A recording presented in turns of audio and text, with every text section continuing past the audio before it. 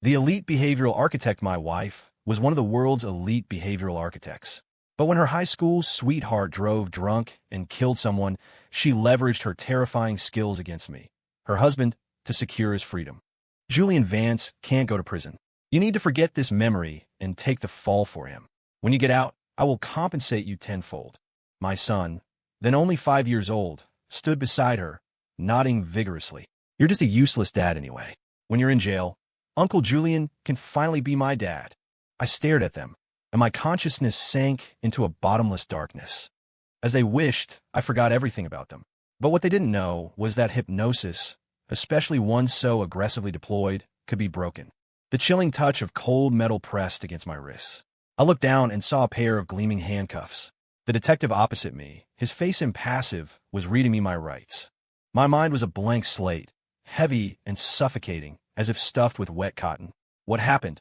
I struggled to remember. The last clear image was the flawless face of my wife, Serena Hayes. She had once been my entire world. She was a world-class behavioral specialist, with countless political figures and celebrities paying fortunes just for a single session of her psychostructural counseling. And yet, she chose me, an utterly unremarkable man. I believe this was the greatest gift fate had ever bestowed upon me. Ryan, her voice echoed in my memory, light as a feather but carrying an unyielding coldness. Do you love me? Of course I loved her. Enough to die for her. Yes, I answered without hesitation. She smiled, but her eyes held no warmth. That's good. Behind her stood a man, Julian Vance. He was her one that got away, the indelible light she carried in her heart. I knew him. Serena never hesitated to mention him in my presence, always speaking with a familiarity I could never match. Julian's face was ashen, his eyes darting, unable to look at me. Julian hit someone with his car. They died on impact. Serena's voice was like a scalpel, precisely cutting through my reality. He cannot go to prison. His future is more important than yours. My heart seized, the pain instantly choking off my breath. So, I struggled to speak, my throat raw as if scraped with sandpaper. So, forget this ever happened. She stepped forward, her slender fingers lightly touching my forehead, a gentle touch I once adored, but which now felt like ice. You drank too much tonight. On your drive home, you accidentally hit someone. Her voice carried a strange, potent magic. My eyelids grew heavy. My awareness began to fray. Just as I was about to sink completely, I saw my son, Leo Miller. He was peeking out from behind Serena, looking at me. In his eyes, there was no fear, no reluctance, only a distinct sense of relief. He nodded hard at me. You're just a useless dad anyway. When you're in jail, Uncle Julian can finally be my dad. That childish voice, a poisoned dagger, pierced the softest part of my heart. My last conscious thought was of two uniformed men hoisting me up and dragging me out the door. Serena and Julian stood together, looking like a perfect couple. My son ran over and hugged Julian's leg, calling out sweetly, "Dad." How lovely. A happy family of three. And I, the useless dad, the hit-and-run criminal, was shoved into a cold car. I forgot them. I forgot myself. The air in the prison always smelled of sweat, mildew, and disinfectant. I spent 5 years here. Everyone said the trauma of the hit-and-run caused my amnesia. I believed them. I ate, worked, and slept like a phantom, utterly numb. Until that day when I got into a fight with the most vicious bald guy in the cell block over a tray of prison rations. He slammed his fist directly into my temple. The world went silent for an instant. Then, a tidal wave of sharp, fragmented images rushed into my brain. Serena's icy face. Julian's pale, trembling lips. My son's phrase, "Useless dad."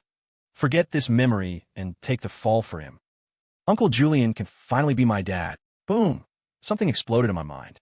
The hypnotic dam that Serena had built and maintained for 5 years collapsed under the shock of the physical impact. I remembered everything. I wasn't a criminal. I was just a pathetic fool sent to hell by my own wife and son. The bald man was still yelling, raining down punches. I couldn't feel the pain. How could bodily pain compare to the agony of my heart being slowly flayed alive? I focused on him, my eyes bloodshot. A savage, alien rage surged up from the deepest core of my being. I let out a sound that wasn't quite human, lunging forward and sinking my teeth into his ear. The taste of blood filled my mouth. The whole cell block erupted into chaos. Guards rushed in, separating us with stun batons. I was dragged into solitary confinement. In the pitch black, I didn't yell or cry. I simply leaned against the cold wall, replaying that day over and over.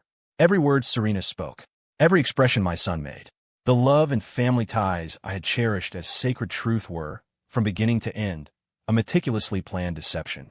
They stole 5 years of my life. I would make them pay for it with their entire future. I laughed.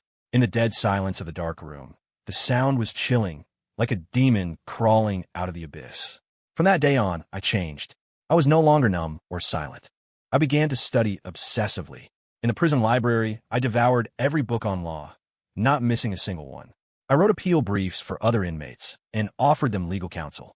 I used my meager work wages to exchange for useful information and contacts they had on the outside. I was a sponge, frantically absorbing every piece of knowledge and power that could strengthen me. My gaze grew colder, my heart harder. 5 years. I waited 5 years. The sunlight was blinding on the day of my release. I squinted, spotting a familiar black sedan parked nearby. The car door opened, and Serena and Julian stepped out. They looked like they had thrived. Serena was still elegant and poised. Julian wore designer clothes and carried himself with confident vitality. They walked toward me, their faces showing the perfectly measured concern and distance. "Ryan, you're out." Serena spoke, her tone edged with pity, as if offering a handout. "These past few years must have been difficult for you." I looked at her, adopting the vacant, bewildered expression they wanted to see. "You, who are you?" Serena and Julian exchanged a relieved glance. It seemed the hypnosis was still holding. "We're your family," Julian said, patting my shoulder with a show of generosity. "Come on, let's go home." "Home?" I sneered internally. "Fine, let's go home. The show was just beginning." The hunter prepares the so-called home was now a luxurious Bay View penthouse. My son, Leo Miller, had grown into a lean teenager. He wore a perfectly tailored school uniform, and when he saw me, his brow immediately furrowed, his eyes filled with undisguised annoyance and contempt. "Why is he back?" he asked Serena and Julian behind me, his voice full of rejection. "Leo, don't talk like that. He is still your father. After all," Serena gently admonished, though it sounded more like throwing gasoline on a fire. Julian walked over and lovingly ruffled Leo's hair. "Be a good boy, Leo. Dad brought back that model kit you wanted." Leo instantly broke into a wide smile, wrapping his arms around Julian's arm and calling out sweetly, "Thanks, Dad." He didn't look at me once. I stood in the entryway like a superfluous piece of furniture, watching this family of 3 enjoying their harmony. My heart was long since numb, unable to feel a single ripple. "Ryan, go take a shower and change your clothes." Serena pointed to a small utility room in the corner. "You can stay there for now. If you need anything, speak to Mrs. Jenkins." Her tone was that of someone settling a poor, distant relative. I nodded obediently, dragging the set of old clothes they provided, smelling strongly of mothballs, into the cramped room. As soon as the door closed, the vacant look instantly dropped from my face, replaced by icy calm. They believed I was still the fool they manipulated. Perfect. A hunter must first learn to masquerade as prey. They assigned me a job, a security guard at a warehouse owned by Julian's company. The daily routine involved patrolling, logging entries, and manning the gate. The pay was minimal, but the job was quiet. This was exactly what I needed. During the day, I was a dutiful, soulless automaton, playing the part of a released convict who was completely out of touch with society. At night, the light in my small room stayed on until the early hours. I used the cheapest burner phone I could buy to contact a friend I'd made in prison, Tank Peterson, a genius who went in for online fraud but knew everything about computer technology. "Tank, it's me." "Ryan, you're out, kid?" A rough voice answered on the line. "I'm out. I need a favor." I laid out my plan completely. The other end of the line was silent for a long moment. "The collapse, damn. Your wife is cold-blooded." Tank cursed. "Fine, I'm taking this job. I can't stand women like that. What do you need me to do?" "I need you to dig up everything on Julian Vance. All his companies. I want his original, dirtiest history. The stuff he hid when he made his first fortune, and every current financial loophole in his corporation." "No problem. But that's going to take some time. I'm not rushing." I looked out at the glittering Miami cityscape, my voice devoid of warmth. I waited 5 years. A few extra days won't matter. Days turned into weeks, and I played my role perfectly. When Serena occasionally showed concern, I acted overwhelmed with gratitude. When Julian offered condescending comfort, I was suitably indebted. When Leo showed blatant disgust, I acted timid and self-deprecating. They grew complacent. In their eyes, I was a dog with its teeth and claws removed, groveling and utterly harmless. They even began openly flaunting their affection in front of me. At the dinner table, Julian would naturally serve food onto Serena's plate. In the living room, they would embrace and kiss without a care for my presence. All I had to do was keep my head down, silently eating my meal, invisible. One evening, Serena suddenly called for me. "Ryan, come here for a moment." I walked into her study, a room that had once been my sanctuary. The room was infused with a faint scent of sandalwood, the specific incense she used during her hypnotherapy sessions. She sat behind the desk, fiddling with a silver pocket watch. "How have you been sleeping lately?" She looked at me, her gaze sharp. My heart lurched. She was testing me. I immediately looked down, rubbing my hands together anxiously, adopting a nervous demeanor. "It's fine. Just, I keep having nightmares." "Oh, what do you dream about?" "I dream about driving, hitting someone, and the police." I stammered, cold sweat visibly forming on my forehead. Serena's gaze softened. She opened the pocket watch and gently swung it in front of me. "Look at it, Ryan. Relax. Don't think about anything." She was trying to reinforce the original hypnotic suggestion. I dug my fingernails deep into my palm, using the sharp, localized pain to maintain lucidity. On the surface, my eyes glazed over, and my breathing settled into a steady rhythm. "Now, I ask you, what happened that night 5 years ago?" I was drunk. I drove and hit someone." I repeated the implanted memory in a dull voice. Serena was completely reassured. She put away the watch, a hint of weariness on her face. "All right, that's enough. You can go rest now." Feeling as though I had been granted a reprieve, I stumbled out of the study. Back in the utility room, I leaned against the door, soaked in cold sweat. So close. Just one step away. "Serena, you still don't trust me. But thank you. Thank you for giving me this opportunity." I pulled a micro recorder from my pocket. Every word of our conversation in the study was perfectly captured. "I asked you what happened that night, 5 years ago." I was drunk. I drove and hit someone." This recording might not directly prove she hypnotized me to take the fall, but a world-class hypnotherapist guiding a mentally damaged subject to recall a traumatic past was highly irregular. It was my first piece of leverage. It wasn't enough. Not nearly enough. I needed a bigger bomb, one powerful enough to shatter them both. A few days later, Tang called. "Ryan, I got what you asked for. This Vance guy's history is seriously messed up." The files Tang sent were like a key, unlocking the filthy underworld beneath Julian Vance's polished exterior. His supposed rags-to-riches story was nothing more than the outright theft of his business partner's funds, forcing the man to commit suicide. His company's financial reports over the past few years were riddled with holes, embezzlement of public funds, tax evasion, and more. Crucially, Tank dug up more details about the 5-year-old car crash. The victim's family disappeared after receiving a massive settlement, never pursuing the case further.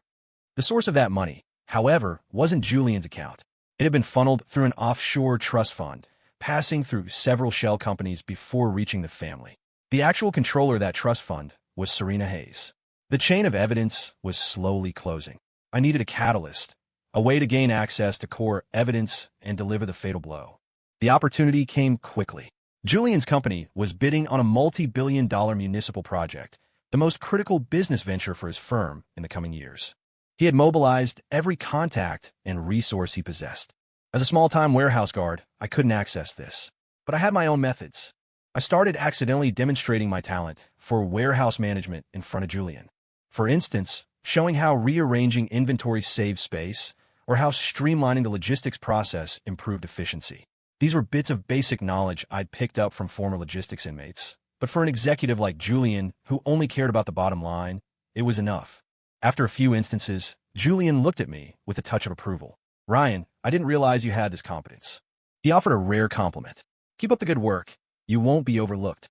I feigned profuse thanks, acting overwhelmed with gratitude. Soon after, I was transferred from the warehouse to the corporate headquarters administrative department. My title was still security guard, but this time I was guarding the heart of Julian's operation, the archives room. It stored every business contract, financial record, and project file since the company's inception. I was one step away from my goal. To avoid suspicion, I waited patiently for 2 weeks. Every day, I performed my duties like the most loyal sentinel, patrolling and logging meticulously. Until that Friday night. Julian hosted a victory party at the company to celebrate passing the first round of the project bid. Everyone was there, The entire office tower was practically empty. I conducted my routine patrol. The colleague in the surveillance room was engrossed in a movie on his headphones. I reached the archives room door and pulled out the key I had secretly duplicated. Click. The door opened. I slipped inside and locked the door behind me. In the archives, rows of metal cabinets radiated a cold stillness. I didn't turn on the lights, instead slipping on a pair of infrared night vision goggles. Based on the information Tank had provided, I quickly located the cabinet holding the early project contracts and financial records. I pried the lock open, and a blast of musty, stale air hit me. I searched rapidly. Found it. The original equity agreement Julian signed 10 years ago with his partner, who committed suicide, and the records of several large, unaccounted-for transfers of funds from the company ledger during those years. I used a micro camera to photograph every document. Having completed that, I didn't leave immediately. I walked to the safe containing the municipal project bid documents. This was the main event. Destroying Julian's future would hurt him far more than simply exposing his past. The safe had an electronic combination lock. I didn't have the code, but I had Tank. I dialed his number and aimed my phone camera at the keypad. Tank, it's up to you. Easy money. A rapid sound of keyboard clicks came through the phone. Less than a minute later, Tank's voice returned. Got it. The code is Serena's birthday. Damn, the guy's romantic. I curled my lip, forcing a cold laugh. I entered the code, and the safe swung open. Inside lay a beautifully bound proposal document. I pulled it out, then reached into my pocket for another identical proposal. This was the fake I'd had Tank create overnight based on the electronic copy he stole. The two proposals were almost identical. Only one detail was different. In the most critical column, the final bid price, my forged version was 20% higher than Julian's actual quote, a number sufficient to disqualify him immediately in the second round of bidding. I placed the forged document inside the safe and locked it. Then, carrying the real proposal, I slipped out of the archives room undetected. Everything returned to normal, as if I had never been there. Back in my security office, I set the real proposal alight. Watching the flames leap, I imagined Julian's face, shocked, furious, disbelieving, when he lost the bid. This is only the start, Julian. I will make you watch as everything you cherish is reduced to ashes, one piece at a time. On the day the bidding results were announced, I was wiping down the surveillance screen in the guard booth. Julian's phone call came through to the facilities manager, his shouting so loud I could hear it through the door. What the hell happened? Why did we fail?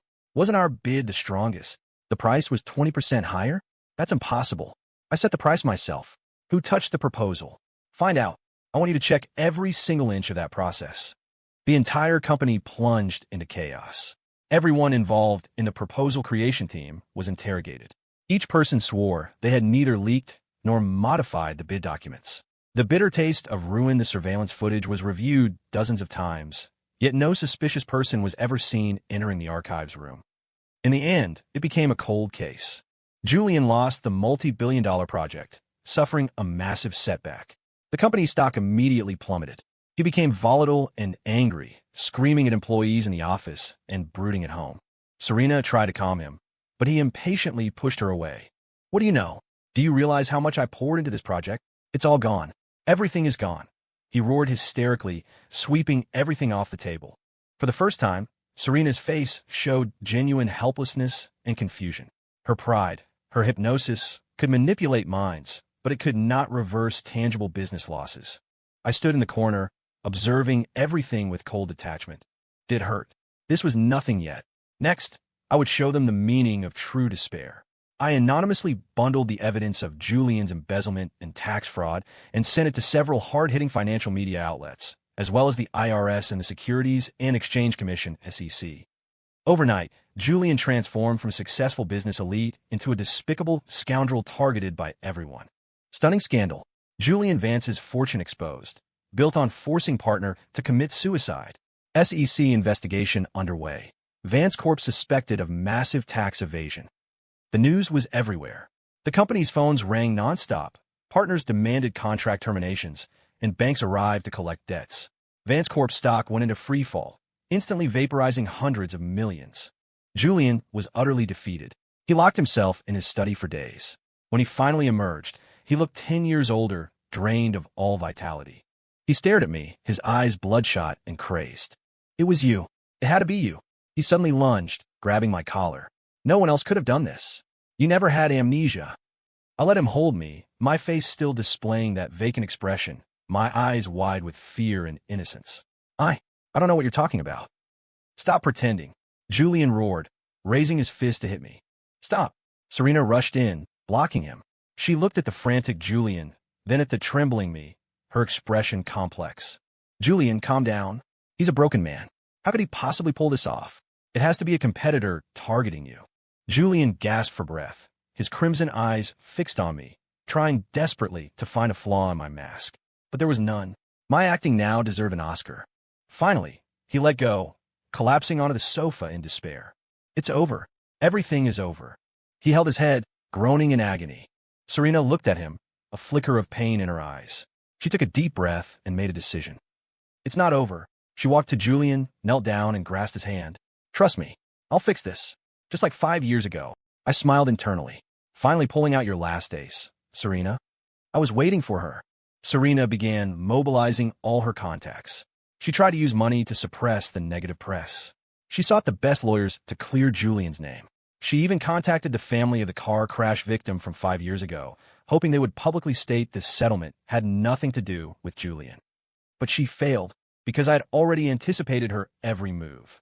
The financial news outlets I chose had extremely solid backing and were impervious to payoffs. The evidence presented to the IRS and SEC was irrefutable. As for the victim's family, I had found them before Serena did. I didn't offer them money. I simply played them the recording of Serena attempting to hypnotize me to take the fall alongside the truth about the crash. The elderly couple, who had lost their only son, broke down instantly. They pleaded with me, crying, to make those wretched people pay the ultimate price. I promised them I would. Serena's constant roadblocks left her feeling a deep sense of powerlessness for the first time. She realized an invisible net was slowly tightening around her and Julian, and no matter how they struggled, they couldn't escape. In the center of that net was me, the broken man she had discarded. She began to suspect. Late that night, she summoned me to her study again. There was no incense, no pocket watch, only a dim desk lamp illuminating her pale, worn face. Ryan, tell me the truth. She stared intensely into my eyes. Is this all you? I raised my head. The fear and vacancy on my face completely vanished, replaced by an icy contempt she had never seen before. I tugged the corner of my mouth, offering a sinister smile. Only figuring it out now? Too late, Serena. Serena's body jerked, her pupils instantly contracting. She looked at me in disbelief, as if meeting me for the very first time. Your hypnosis was broken. I finished for her on the 3rd day of my incarceration. So, for the last 5 years, every second I spent in that prison, I clearly remembered exactly how you put me there. All the color drained from Serena's face. She stumbled back 2 steps, hitting the desk. No, impossible. My hypnosis cannot be broken. She mumbled, her professional pride shattered. Nothing is impossible. I advanced on her step by step. Did you think you were God? That you could manipulate others' lives at will? You were wrong, Serena. You are merely a selfish, vicious woman. I came back to reclaim everything that was mine, and to watch you and your lover fall, step by step, into the hell I prepared for you. My voice was low, yet every syllable was like an ice pick stabbing into her heart. She looked at me, and finally, genuine fear appeared in her eyes, a chilling terror of the unknown and the loss of control. What do you want? Her voice trembled. What do I want? I laughed, the sound utterly satisfying. I want you to experience the taste of losing absolutely everything. I pulled out my phone and pressed play. Her voice from the night she tried to re-hypnotize me filled the room. I asked you what happened that night 5 years ago. Serena's face was paper white. That's just the appetizer. I put the phone away, looking down at her. Tomorrow, the entire world will know how the famous behavioral architect, Serena Hayes, abused her professional expertise to fabricate memories and obstruct justice. You will be ruined. Your career, your pride, everything will turn to dust. No, don't. She finally broke, lunging to grab the phone. I easily stepped aside, watching her fall to the floor. Please, Ryan, for the sake of what we had. She lay there, miserably crying and begging. What we had, I sneered. The moment you sent me to prison and allowed my son to call my enemy dad, the only thing left between us was hatred. I turned and walked away without looking back. The gates of hell are open for you, Serena. Welcome home. The next day, I submitted that recording, along with the evidence of Serena transferring funds to the victim's family via the trust fund, to the police. Simultaneously, I filed a formal complaint with the International Behavioral Therapists Ethics Committee, naming Serena. The media bomb exploded again. This time, Serena was the star. World-class therapist exposed as master manipulator. Hypnotized husband to take the fall for her lover. Morally bankrupt. The truth about how Serena Hayes used her skills to crush lives and trample justice. The news sent shockwaves across the country. Serena fell from her pedestal, utterly destroyed. Her practice was shuttered, all her titles and honors revoked, and she faced severe legal consequences and a permanent industry ban. She became a pariah. Clients who once paid a fortune for her help now saw her as a venomous snake. Julian was taken into custody again. This time, he was the true culprit in the 5-year-old vehicular manslaughter case. The rats fled the sinking ship. Vance Corp completely collapsed, filing for bankruptcy. Foreclosure notices flew like snowflakes into that once glorious Bay View penthouse. I filed a civil lawsuit against Serena and Julian as a victim, demanding massive compensatory damages. I wanted them not only to spend their lives in prison, but also to emerge burdened by perpetual, unpayable debt, destined to live at the bottom of society. On the day of the hearing, I saw Serena and Julian. They wore prison jumpsuits and handcuffs, haggard and hollow-eyed. Gone was their former glamour and arrogance. Serena spotted me in the gallery. Her lips trembled, her eyes filled with venom, regret, and a plea for mercy. I looked back at her dispassionately, my gaze as still as a stagnant pool. In the courtroom, I encountered someone unexpected, Audrey Chun. She was the attorney representing the car crash victim's family. She had a sharp bob haircut, a tailored suit, and bright, determined eyes. Light and redemption during a recess, she sought me out. "Mr. Miller, I'm Audrey Chun." She extended her hand. "Thank you for providing the most critical evidence in this case." I just did what needed to be done. I shook her hand. Her grip was warm. "You are far braver than you give yourself credit for." She looked at me, her gaze holding a hint of admiration and sympathy. "After everything you've been through, are you okay?" That simple question, "Are you okay?" caused an unexpected tremor in my heart. In 5 years, no one had asked me that. I tried to smile, finding the muscles in my face stiff. "I'm fine," I said. She smiled, a ray of sunshine piercing my dark world. "What are your plans after the trial wraps up?" she asked. I don't know. I felt lost. Revenge had been my sole obsession for 5 years. Now that the score was nearly settled, I suddenly had no direction. "If you're open to it," she paused, handing me a business card. "Our firm is looking for a legal consultant. I think you'd be a perfect fit. Your grasp of law is exceptionally strong." I was stunned. Looking at her sincere eyes, I nodded, acting on impulse. Okay, perhaps it was time to start a new life. The court's verdict was inevitable.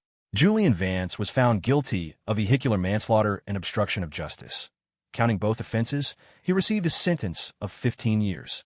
Serena Hayes was found guilty of obstruction of justice and perjury, sentenced to 7 years. Furthermore, the court upheld my entire civil compensation claim. All their assets, including the Bayview penthouse, were forcibly auctioned to compensate me and the victim's family. An era had ended. I visited Serena one last time in prison. Separated by thick glass, she stared at me, her eyes complex. "Why?" she rasped. "I treated you well, didn't I? Why did you do this to me?" I laughed. "Treated me well?" I countered. "Do you mean enjoying my devotion while secretly clinging to your high school sweetheart? Or do you mean ruthlessly sending me to prison and destroying my life for him?" She was speechless. "Ryan, I regret it." She suddenly wept, tears streaming down her haggard face. Can we go back to how things were?" "We can't go back." I watched her calmly. "The moment you made your choice, there was no return. And stop talking about regret. You don't regret betraying me. You regret choosing the wrong person, backing the wrong side, and ending up like this." I stood up, ready to leave. "What about Leo?" she screamed suddenly. "He's your son too. Aren't you going to care for him?" My steps faltered, but I didn't turn around. The day I went to jail, the moment he chose Julian Vance to be his father, I ceased to have a son. I walked out without looking back. Outside the prison, the sun was bright. Audrey was leaning against her car, waiting for me. "Is it over?" she asked. "Yes, it's over." I took a deep breath, feeling the 5 years of pent-up bitterness finally leaving my chest. "Well, then, Consultant Miller," she winked playfully. "Ready to start your new job?" I looked at her bright smile and smiled back. "Ready, Attorney Chun." I joined Audrey's law firm as a legal consultant. My life had turned a brand new page. Audrey was a great boss and a great friend. She knew my past, but never pressed for details. She simply used her quiet kindness to warm my long-frozen heart. She would use late nights as an excuse to grab takeout with me. She would bring me a hot coffee when she saw me staring blankly at complex case files. She took me to concerts, art galleries, hiking, and sunrise views. She was like a tireless, small sun, gently pulling me out of the shadows of the past. My dormant heart began to beat again. One day, after we won a major case, everyone at the firm insisted on celebrating. Audrey pulled me aside. "Are you free tonight?" She looked at me, a mix of anticipation and nervousness in her eyes. "I am." "Then, would you accompany me somewhere?" She drove me to an upscale restaurant. The lighting was intimate, the music soft. A celebration of our latest triumph. She raised her glass, her face radiant. I clinked glasses with her and took a sip. The wine was good, and the atmosphere was perfect, but I sensed something different about her tonight. After a few glasses, her cheeks were flushed, and her eyes were misty. "Ryan," she suddenly spoke, looking directly into my eyes. "I have feelings for you." My grip on the wine glass tightened instantly. My mind went blank. I know this is sudden," she stammered slightly. "I know your past, and the deep wounds you carry. I plan to take things slow to give you time, but I can't wait anymore." She abruptly stood up, walked around the table, and stopped in front of me. To my astonishment, she leaned in, and her warm lips pressed against mine. Soft, sweet, with a mellow taste of red wine. My body stiffened. Logic told me I should pull away. I was a man who had served time. I didn't deserve a wonderful woman like her, but my body betrayed my logic. I didn't push her away. I even began, uncontrollably, to respond. It was a long, tender kiss. When we parted, we were both slightly breathless. She looked at me, her eyes stunningly bright, filled with starlight. "Ryan, are you willing to give me a chance and yourself a chance?" I looked at her, at the light in her eyes. It was a light I had never seen in Serena's eyes. It was pure, fervent, and untainted love. I couldn't refuse. I didn't want to refuse. I nodded solemnly. "I am willing. Life is a game. Every move counts. I lost one round, but that didn't mean I would keep losing forever." Audrey and I started dating. Life suddenly switched to color mode. Every day was filled with sunshine and sweetness. She acted like a little girl, hugging me from behind while I worked, burying her face in my back and whining playfully. She also acted like a queen, decisively making choices when I hesitated, then wrapping her arms around my neck and saying, "Don't worry, I got this." She was gentle yet cunning, sophisticated yet proactive. She dragged me shopping, personally selecting perfectly tailored suits for me, and watched with pride as I looked revitalized in the mirror. She declared, "My man has to be the most handsome in the world." She knew all my insecurities and self-doubt, and slowly melted them away with her fervent love. With her encouragement, I retook the bar exam and passed with excellent scores, officially becoming a licensed practicing attorney. We became the firm's most famous golden team, unbeatable in court. My career soared. My wealth and social status grew daily. I was no longer the shrinking, released felon, but a respected elite lawyer. My past experience hadn't become a stain, but a shining medal on my resume. One day, I received an unknown call. On the line, a timid teenage voice spoke. Is this Mr. Miller?" I paused, realizing it was Leo's voice. "What do you want?" My tone was flat, as if speaking to a stranger. I don't have money for tuition, and Grandma is sick. She needs money too." His voice cracked with sobs. Can you maybe?" I remained silent. After Serena and Julian's assets were liquidated for compensation, Leo's custody was given to his elderly grandmother. The two of them were struggling greatly. "That's your problem." I interrupted him coldly. "The day you chose Julian Vance to be his father, you should have realized this day would come. But you are my father after all." "I am not." I spoke slowly, every word like an ice pick. "My son would not hug my enemy's leg while I was wrongfully dragged to prison." I hung up the phone immediately. Audrey had approached unnoticed and gently wrapped her arms around me from behind. "You did the right thing." She rested her cheek on my back. "Some people aren't worth pity." I reached back and squeezed her hand. The last ripple of turmoil in my heart settled into peace. She was right. My life had a new chapter. The people and events of the past no longer concerned me. A few years later, Audrey and I attended a charity gala. At the entrance of the hotel, I saw a familiar yet strange figure. A woman in a janitor's uniform was laboriously dragging a heavy trash bin. Her hair was gray, her posture stooped, her face covered in wrinkles. If not for the faint traces of a familiar outline in her eyes, I would barely have recognized her as Serena Hayes. 7 years in prison had utterly destroyed her. She saw me too. She saw me in an expensive, tailor-made suit, saw the dazzling Audrey beside me, and saw our intertwined hands. Her body froze, and the trash bin clattered to the ground, scattering garbage. Her eyes were fixed on me, filled with jealousy, regret, venom, and despair. She opened her mouth, seemingly wanting to say something. I didn't spare her even a glance. I held Audrey close, walking past her without looking, as if she were nothing more than an obstructing piece of trash on the roadside. Audrey felt my tension and whispered in my ear, "Don't look back, and don't be angry over a life like that. She's not worth it." I smiled, kissing her forehead. "Yes, Attorney Chun." We entered the glittering ballroom. Behind us, I heard Serena's suppressed, desperate sobbing. That sound, to me, was the most beautiful symphony in the world. Later, I heard that Julian Vance had gotten his leg broken in prison after crossing the wrong people and came out permanently disabled. After his release, he couldn't find work and was reduced to picking through trash for a living. Once, he ran into Serena, who was doing the same thing, at a dumpster. The once true loves fought violently over a single plastic bottle, tearing and rolling on the street like mad dogs. They were eventually reported by bystanders and hauled into the police precinct. Meanwhile, Audrey and I held a magnificent wedding. At the ceremony, I watched her walk towards me in her white gown. My eyes moistened slightly. I had finally secured my happiness. The best revenge in the world isn't destruction. It is living the kind of light-filled life they can never reach while they descend into the abyss. Sweetheart, could you please rate this story in the comments section? Use a scale of 1 to 10. Please, this is incredibly important to me. Hit follow if you enjoy a good revenge story.